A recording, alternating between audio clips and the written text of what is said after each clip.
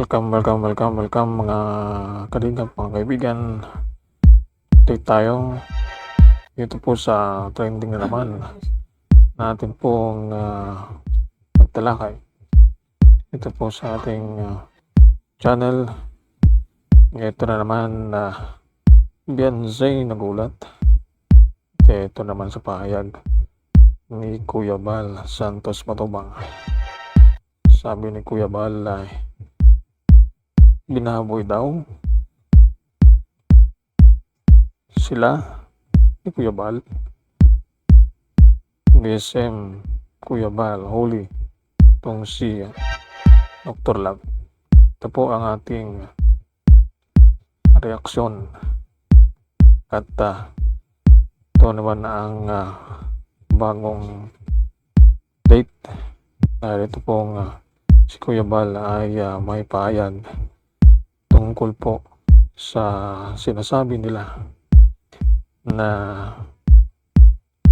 ang pamilya Batalero di umano ay binaboy ni Kuya Bal Santos. Ito namang si Dr. Love, hindi rin may iwasan na magbigay ng saloobin at sinabi na may umiyak ito sa kampo Team Kalingap. Kaya ito atin pong pakinggan itong pahayag ni Kuya Bal. Ito po sa mga sinasabi tungkol sa kanya ng pamilya Batalero at ni Dr. Love. Kaya ito po atin pong saglit na pakinggan itong pahayag ni Kuya Bal kung ano ba talaga ang katotohanan at makikita natin kung ang mga paratang sa kanya ay totoo ba. Ito natin makikita at papansin natin dito sa pahayag niya. Ito atin pong pakinggan at nawain sinabi ni Kuya Bal. Pag-usap daw po, kagaling crab sa atin. Ito lagyan pa natin ng caption para makita natin may paano po sila makipag-usap daw. May plano paano na galing na proof sa kanya. Pero binaboy raw kuro sila. Ano yun? Din yun. Ito yung ayag niya Kuya Bal kung ano ba talaga yung anong rason, ano ang bakit sinabi nila na binaboy daw itong pamilya Batalero. Ito tuloy natin na pakinggan itong pahayag ni Kuya Bal. Yung pagbababoy po natin. Ano po, may mga video Ginawa tayo na bang mga ginawa tayo. Ito yung pinapakita ni Kuya Bal kung ano ba, ano ang saan sila binaboy o may mga video daw di ba no na sila ay tawaging binaboy daw sila. pwede pong ilabas kung Kaya binaboy natin sila. Kaya dito nagang naalarma itong si Kuya Bal at matinding pahayag ito sa kanya, sa kanyang panig at hindi rin matitinag itong si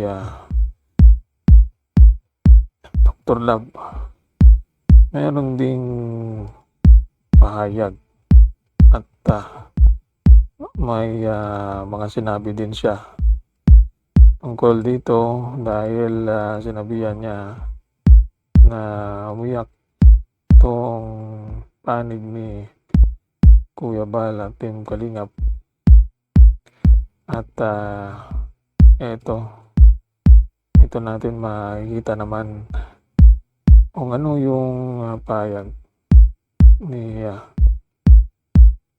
Dr. Love tungkol po sa mga bagay-bagay na ito. Ito, saglitan natin itong sinasabi niya at mayroong caption. Pakinggan muna natin kung ano ang kanyang sinabi ni Dr. Love. Lagi topic nila, ano nangyari sa Pilipinas? Dahil ako yung Ito